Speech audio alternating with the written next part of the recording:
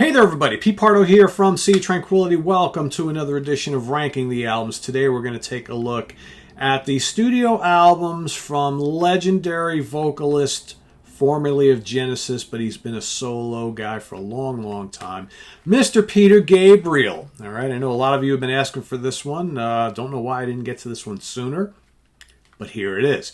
We're actually going to take a look at 7 of his solo albums. And the reason why we're doing 7 and not 9 is because the last 2 things that he's done, namely Scratch My Back from 2010 and New Blood from 2011, are mainly like, kind of reworkings of older songs and covers and things like that. There's no, real original at the time music on those. So I've decided to kind of skip over those. They're cool for what they are, but I've decided to just stick with the 7 all original albums from him, okay, which go all the way back to 1977 and lead us up to 2002. So we're going to start with my number 7, work us all the way back to number 1.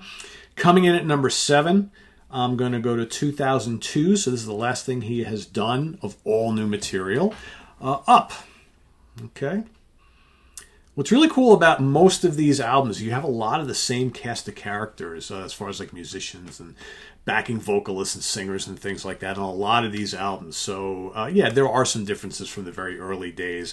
You have Robert Fripp showing up a bit early on, but you get Tony Levin and all these guys, big presences in his band all the time. And it's been kind of interesting kind of listening to Peter's solo career going from, the very early days, obviously leaving Genesis, total prog rock band, and him moving more into different kind of musical avenues and influences, taking on, world music and pop and bits of, some jazzy moments and orchestral moments and art rock and all that sort of thing. So it's been kind of interesting seeing Peter kind of evolve himself over time. But Up is the album that I'm going to go with first. A very good album. None of these are weak or stinkers by any means. This is very good. The Barry Williams Show, of course, is a great song. This is just, again, it's kind of like that. I've always had a hard time classifying some of Peter Gabriel's solo work because not all of it is prog rock. The early stuff kind of is to an extent, but it's just kind of this world music, art rock. It's kind of like Roxy music sort of thing. It's definitely pop, right? None of it rocks hard. It's just kind of there's some new agey elements. World music certainly fits it. It's just this, eclectic mix of styles. He has embraced like, ethnic music from other countries, African music, all that sort of thing. South American music. He's kind of embraced all these things. But yeah, there's some really good stuff on here. Darkness Growing Up is a really cool tune. You got No Way Out. I mean, it's a very strong album. A lot of really catchy tunes.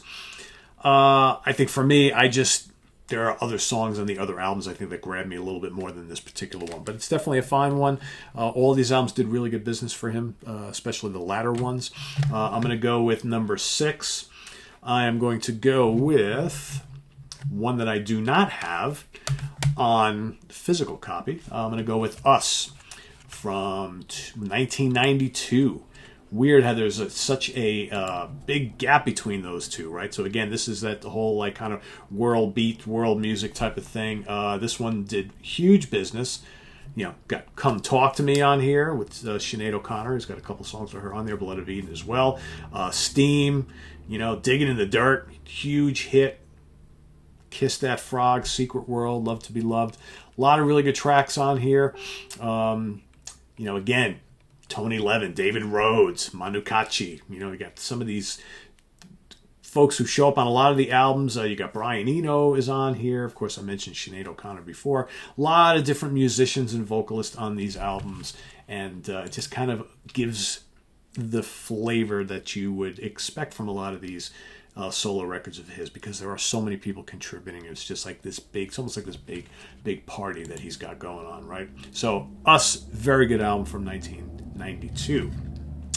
Gonna go 10 years back. My number 5 is going to be what they called in this country Security. I think it was another self-titled one for him over in Europe. this is a pretty dynamite album, okay? Just goes to show you the strength of the catalog that this is number 5. I mean, Rhythm of the Heat. Rhythmically, this album and a bunch of these are just so intoxicating. San Jacinto, what else? Shock the Monkeys on here.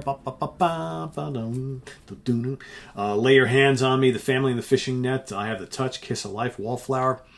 Really good stuff, produced by David Lord and Mr. Peter Gabriel. So again, you got Jerry Marotta, Tony Levin, Larry Fast is on here, David Rhodes, Peter Hamill shows up on here. Just a great cast, a very dense yet airy album of really interesting. I'm going to call this art rock because that, art rock is often thrown out there and tagged with various bands, like I mentioned Roxy Music before, maybe a little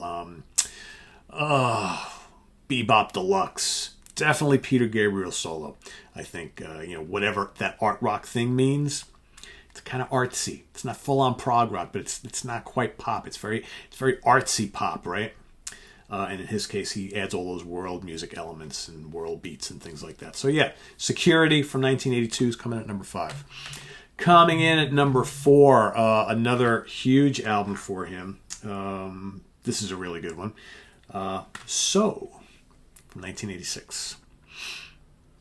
Just you look at him here, and you can always picture him with the makeup or the adorning the hats and things like that from his Genesis days, right? The bat wings and all that crap. But yeah, this is a great album. This could have easily been my number 1 or number 2. I think I kind of have a closer affinity with the early ones, but this is a dynamite album. This was an enormous album. Sledgehammer's on this one. How about that video on MTV, right? Crazy. Red Rain. So emotional. So heavy, but not heavy like hard rock heavy. Just emotionally heavy. So good. Don't Give Up. Gorgeous track. What else is on here? Man, Big Time. Another really good song. Of course, In Your Eyes. Another huge hit. Of course, from that film, right? With John Cusack. Awesome album. This is a great kind of artsy pop rock album. But just some really great songwriting, memorable songs on there. All right, so now we get into the really early stuff. So I think the early stuff is pretty damn cool. It's kind of eclectic, right? I'm going to go with number 3, 1978's his second album. They're all titled Peter Gabriel. This is also called the Scratch album because he's scratching, right? Good stuff here. Again, same, cast of characters here. Especially this is the early days, right? So you've got, God, who is all on this album again? Hold on, because a lot of the same folks, but you do have some different people on here. So this is Scratch, right? So Scratch has got, so again, Fripp, Tony Levin, Roy Bittan, okay, or Roy Bittan, however he says his name, from Bruce Springsteen's fan, Larry Fast, Jerry Marotta, Sid McGuinness, a bunch of other guys on sax and keyboards and whatnot. But yeah, you've got DIY. What a fun song. Great chorus. On the Air is on here. You've got White Shadow, Indigo, Flotsam and Jetsam, Home Sweet Home, A Wonderful Day in a One-Way World, Mother of Violence. It's quirky. It's catchy. It's got that kind of humorous thing that Peter Gabriel always brought to the table, especially in his early solo career stuff. So, this is basically this album and the other two that are kind of right around it. It's a perfect extension of what he was kind of doing in Genesis, but without all the bombast and without all the long tracks and extended musical passages. It's kind of more simplistic, but it still feels like the Peter Gabriel we knew and love in Genesis. So, yeah. Peter Gabriel, self-titled number 2, or Scratch from 1978 is my number 3. Number 2, we're going to go to the debut from 1977. Peter Gabriel, self-titled, the first one, or the Car album, right? This is definitely a real quirky and cool album. Again, another one that could have been my number 1. My number 1 is actually the one that I got first and the one that I got into the first time. That got me into his solo stuff, so a lot of times that kind of stays with you throughout your life. Moribund the Burgermeister. I love the instrumentation on this album. It's nice and dense and really cool. You got Salisbury Hill on here, which is an absolute classic. I mean, Modern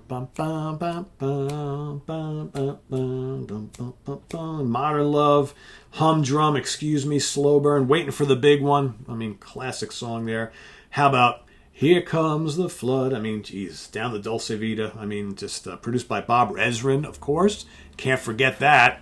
Of course, we know who Bob Ezrin is. Worked with a lot of great artists and bands over the years. So yeah, this, like I said, could be number one. It's definitely number two. It's the top three. I love the first three. And coming in at number one is the third self-titled release, also called the Melt album, because, you know, his face is kind of melting there, but there's him without the melty face. I tell you, when I was growing up, so this came out in 1980, they were playing, like the local radio station, the FM rock station by me in the Hudson Valley here, was playing plenty of stuff off this album. And I remember the first time I heard Games Without Frontiers, I was totally into it. And I was like, this is like the coolest, weirdest song. If looks could kill, they probably will in Games Without Frontiers. And then they're like, what is the woman saying in the chorus? She so frontier. That's what I always thought she said. She's so frontier. I'm like, what does she so frontier mean? I haven't a clue. For the longest time, I was like, what is she saying? And honestly, I don't even know now what she's saying. Do I really care? It doesn't matter, because it's still really cool. Great song. But man, there's so much other good stuff. Intruder is just absolutely terrific. No self-control. Amazing. You got Biko on here. When I went away to college a couple of years later in 1984, my second roommate was a huge Peter Gabriel fan. He used to play Peter Gabriel solo stuff all the time. And I was like, yeah, I kind of like this. I don't necessarily like all the music you play, buddy, but this I can dig. Family Snapshot and Through the Wire. Oh, so good. One of the harder rockin' tunes on here. Such a great song. Not One of Us. Just the whole thing, top to bottom, is just great. And again, you have most of the same musicians from the album before it, and two albums before it, I should say. Just wonderful stuff. Geffen Records, pretty big seller. I mean, most of these did pretty well for him. Right at the same time, you had his former band who were also busting it out as well and doing very well for themselves. So, when you really go back and look at it, was it imperative maybe that Peter Gabriel and the rest of Genesis parted ways so both factions could, really reach the levels of success that they really wanted? I don't know. But, the first album went gold here in the U.S. Second album went platinum. Third album, the one I just showed you, was also Platinum Plus, Security, Platinum. So was, multi-platinum. Us, all these are doing tremendous business. 2, 3, 4 million copies. So it's like, he has done very well for himself over the years. And these are some really good albums. Sometimes I kind of forget just how good the Peter Gabriel solo catalog is, because he just hasn't done anything in so long that it's almost like enjoyed these all throughout the years, but I kind of forget how good these albums are. And a lot of times I go and I reach for the various live albums, which are a lot of fun. And, a lot of his great tunes are on those live albums. They're great performances. So, so there we have it. So coming in at number one, we got Melty. Coming in number two, Sitting in the Car, Watching the Rain, debut solo album. Coming in at number three, solo album number two, Scratch. Look at those fingernails. All right. We've got coming in at number four from 1986, So. Coming in at number five, we've got Security. Also Peter Gabriel, self-titled in some parts of the world. Coming in at number 6 from 1992, Us. And coming in at number 7, we got Up from 2002. So rank them as you like them. Remember, there's no right or wrong answer here. We all hear these albums differently, and I'm sure there's going to be all sorts of different configurations in the comments below, and that's the way it should be, because I think we can all agree that all of these albums are very, very strong, and we're all going to kind of like each one a little bit differently, as it should be. But I think I don't know too many people who don't dislike who don't like any of these. I think I've met so many people in my life who are Peter Gabriel fans, and everybody has something good to say about most of these albums. They're all, I think, really, really good. So let's celebrate the solo career of Peter Gabriel today. 7 albums, rank them as you see fit in the comments below, and visit us on the web at www.seatranquility.org. We're on Facebook, we're on Twitter, of course, we're here on YouTube all the damn time. Coming up tonight, if you go on over to Guitar Hack at 7 p.m. Eastern Standard Time, I will be there alongside Martin Popoff and Guitar Hack himself, ranking the albums of Extreme, which we've done here on Sea of Tranquility before, but I'll be joining those two guys to do it all over again on Guitar Hack. And then tonight, in the Prague seat with Team B, we're going to be talking about each of our five favorites, or some of our favorites. We've each picked 5 favorite American prog bands to talk about and a favorite album from each. So that is coming up later on tonight, so stay tuned for that. It's all about American prog, U.S. prog here tonight. And this is on the web at www.seatranquility.org. We're on Facebook, we're on Twitter, of course, we're here on YouTube all the damn time. We'll see you later on and again tomorrow, because each and every morning we've got favorite bands A to Z. Tomorrow is also new product review day, so we've got new reviews, new releases from Blackberry Smoke, Gentle Giant, as well as, what else do I got sitting here? Toto. That is right. Brand new Toto live album. So a live album, live CD and Blu-ray. So stay tuned for all that and more. Thursday is a Monsters Den. Friday morning, Martin Popoff back at the Funhouse with myself. So, and then we got some ranking episodes coming up this weekend too. We've also got a cool episode. George Lamy and I are going to talk about 80s fusion. We've each picked a bunch of really cool fusion bands and albums that you should be make sure you're aware of if you're a 70s fusion guy and maybe just stopped listening to fusion as we got into the 80s. Well, there's some really good stuff you should be checking out. So we'll be talking about some 80s fusion recommendations, and then we got some ranking shows coming up as well this weekend. So all sorts of stuff happening, guys. Thanks for watching. Make sure you subscribe. Click the notification bell if you want to make a channel donation to help us keep buying new music to show and talk about for you. There's the link to our Ko-Fi page below. We've also got the link to our merch page if you want to buy some Sea of Tranquility merchandise like t-shirts, hoodies, hats,